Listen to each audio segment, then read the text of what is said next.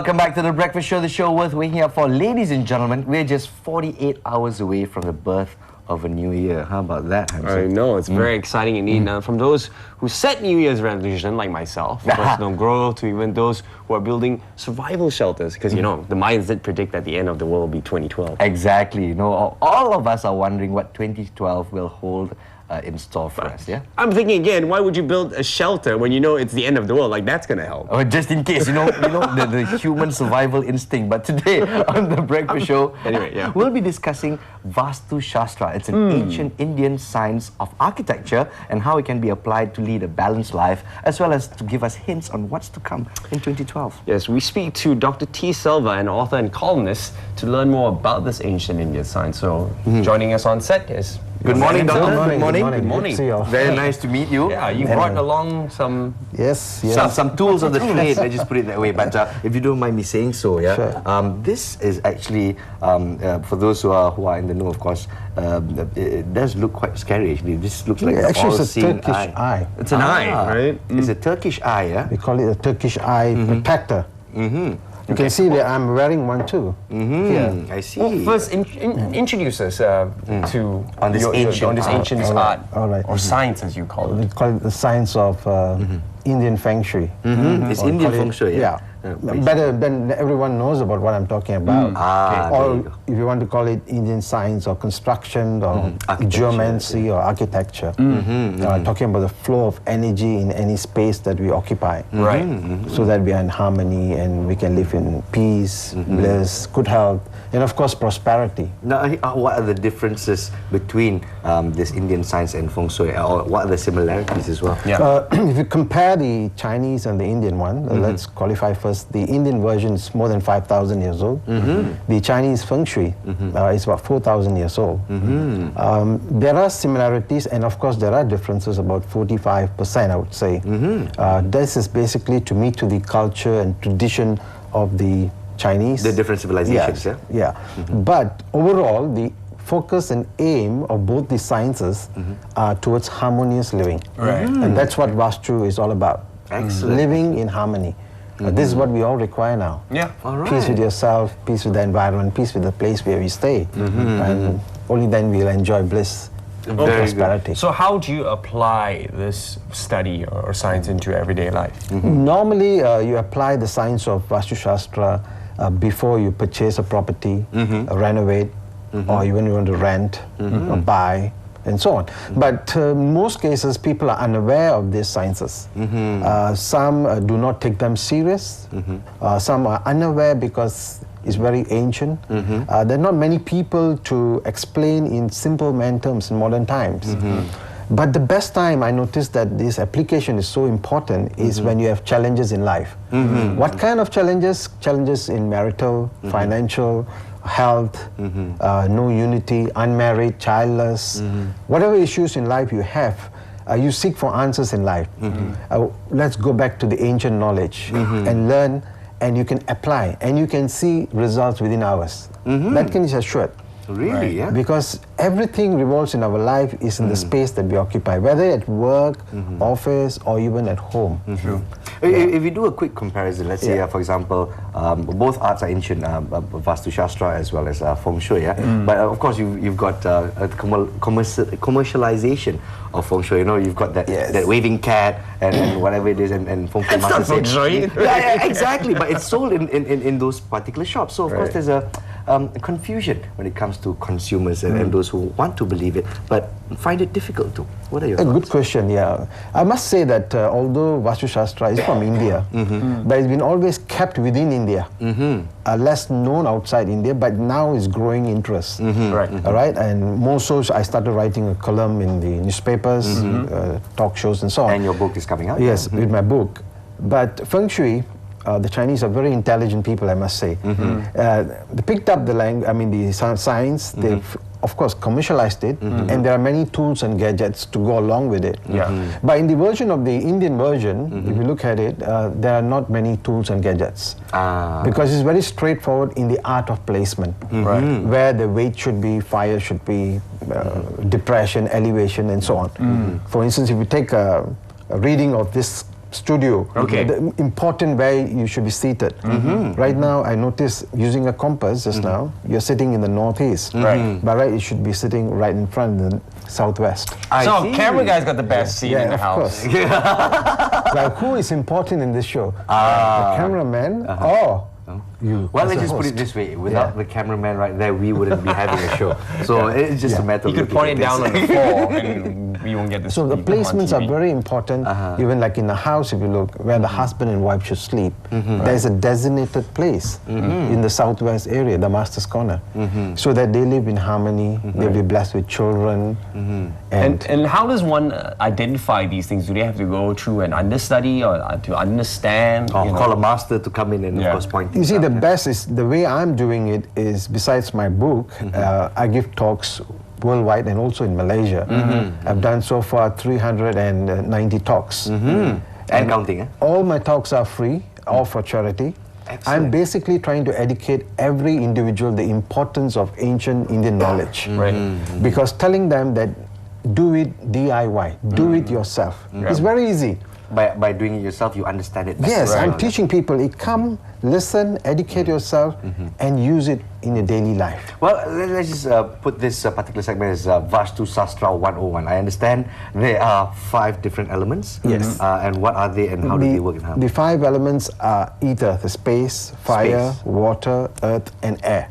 These 5 elements govern. These are called universal cosmic forces. That's the same with Feng Shui as well. with the Yes, fire but the elements. 2 elements are different. There's wood and metal in the case of Feng Shui. Yeah. And that's where the slight differences come. I see. But it doesn't matter. Yeah. But both are aimed at harmonious living. Both are good.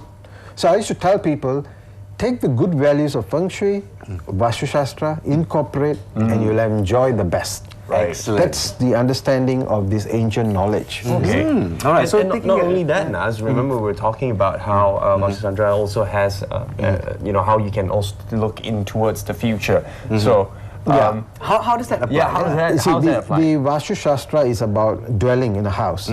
Then comes the other element of astrology. In fact, if you go into deep philosophy of Hindu philosophy, the 3 pillars of life is Vastu Shastra, that is house dwelling, and then comes astrology, that's individual horoscope, and then comes the other one, Ayurveda, science of longevity, where you do the oil therapy. Yes, that's right. Yeah. Holistic So, therapy, yeah? the 3 are all interlinked and interconnected. When we talk about astrology, we're talking about individual horoscope. So if we take, we have 48 hours for New Year. Yeah. The question in the mind of everyone is, how is 2012 going to be like? There are theories, there are claims about the Mayan calendar, Yes, and exactly. about some calamities taking place, the world is going to end. There is no such thing. According to my study under my master's in India, research, calculation, the world is not going to end. Okay, That's so far so number good. one. That's good to Now, know. what is going to be is, compared to 2011, that is this year, and 2012, 2012 going to be a more challenging year. Challenging in terms of economically, politically, and financially, and so on. This will be going to be the global trend. But I would like to urge people, listeners, viewers, that for 2012, tighten your belt, go on austerity drive probably, and be cautious in whatever you undertake. Right. Yeah, particularly in the month from March, April, May is the most tough month. Oh, this is the toughest month, The yeah? toughest months you're looking at. And after June, things will ease. Okay. But the first 6 months don't seem to be favorable because of the planetary positions. Right. And we are going to be currently governed by the planet Saturn for 1.5 years. And if you look at it, I'm giving you a very general picture. Yes. But let's look at the 12th horoscope of the individual stars. When you look at the individual stars, the stars that will enjoy good times, the only 3 horoscope under the Only zodiac 3? signs. Oh no. Leo, Taurus, and Sagittarius. Oh, it's not. It's And not. those None are of my born signs. None of my signs too. We're in for it now. So these are the 3 signs that are going These to are be. the 3 signs: Taurus, Leo? Sagittarius, and Leo. Okay. Those who are born under these signs, you're going to enjoy the best time. You already started. In fact, from January 15, you'll enjoy total financial freedom, good relationship, travels, migration, promotions, all this taking place. But let's look at the others who do not belong to this category. You're on the average and below. So what can you do to ease this situation where I said earlier that it's going to be challenging times? So during this period, do a lot of charity and improve or enhance on your spiritual practice. Prayers, meditation, in whatever faith you are. Prayers are important during the coming year on overall, because a lot of things got to do with the divine energy. During this period. So at least that will give you some balance in life. Otherwise, you'll be very disoriented. Try not to commit yourself into new businesses, travels, or migrations and all those kind of things. All those can be very false hope. Excellent, excellent. All right. Of course, you must state right here on the Breakfast Show, of course, this is open to interpretation as well, yeah? I mean, for especially for Muslims out there, we do understand the sensitivity of the situation. Of course, believe what you want to believe. Even in the Al-Quran, it says, Lakum dinukum waliyadin. You go your own way, I go mine. And of course, in the case of Vastu Shastra, another tool or another science to, of course, try to find some peace in your life, especially with the calamities you were stating coming in 2012. Yes. Yeah? The challenges will be there. All right. And, well, as we wrap up this interview, I see a few tools which are very, very interesting. What are some of these? What do they do? In terms of knowledge, I'd like to... This is a mat. It's a special mat, although it looks ordinary. They call it the Dharma Mat or the Holy Grass Mat. On this mat, what is so special is you can use it as a cushion to sit on it, or you can sit and meditate or whatever, work on it. And this mat is supposed to protect you from all negative energies. Yeah, that's what's special about that. And of course, you earlier asked about the Turkish eye. Yes, Turkish eye. Because I think, like I said, 2012 will be very challenging. So this can be placed, it's actually originated from Turkey, but it's very popular in India, now in Malaysia too. You can hang it on your doorway of your house or anywhere when people's eyes are visible. You can wear it also like a bracelet. I'm wearing one. You can wear one. Normally ladies wear as a pendant and so on. What does it do is basically people looking at you, casting evil glance on you. the evil eye. Yeah, evil eye, in fact. Like you two guys, there are so many of them looking at you guys and saying, "Why are you handsome You mean there are guys?" people looking? He's so good looking. Good He looking wouldn't and so on. be casting the evil eye. I didn't know. I just To ward off guys those talking. things, you wear such stones. To ward it they off, ward it off, yeah. And the other one is the pyramid. Interesting. Using pyramid energy to attract more energy into your space. You're occupying at work, or you're sleeping, or even for studies. And also you can write a wish. Take a piece of white paper, use a red pen, write one wish. What do you want to wish? You want to wish to get 10 A's, 5 A's, or you want to migrate, or you want to get a new job. Place it under the pyramid for 48 days, and your wish is supposed to come true. All right. Interesting indeed. And you can place this anywhere in the house or a certain spot? You can place it in the southwest corner of your house. I see. Southwest corner. And that's the most powerful area. And that will definitely take place. And this was one I wanted to show also. This is citrine. Citrine is a crystal. It's in a bottle. I know many people will be having financial difficulties next year. So to attract the energy of money, you should have a bottle of citron, or you can wear the citron like me. I'm wearing one right now, or as a pendant and so on. Because citron will help to enhance your financial Where would strength you and find or buy citron? It's normally available in most shops. It's available in Kuala Lumpur or any part of the country. Crystal shops are selling it. Crystal shops, Citron.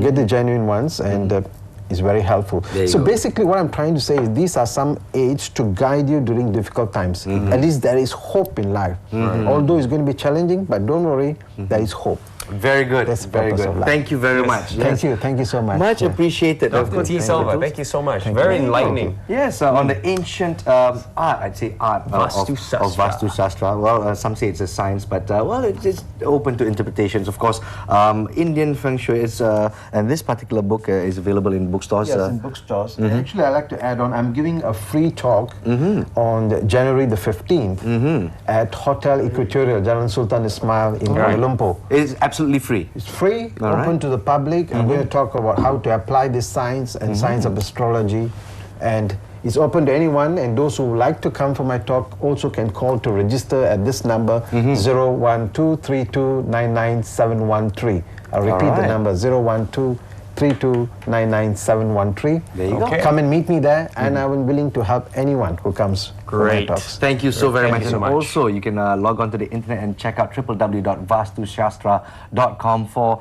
any inquiries you have regarding this ancient science of architecture or geomancy, whatever you wish to call it. Yeah. Once again, thank you very much, Dr. T. Selva. Thank you so and much. Thank you very much for the charitable Thank talks you've been giving through. Yes, it's absolutely free, ladies and gentlemen. Okay. On that note, let's take a quick break.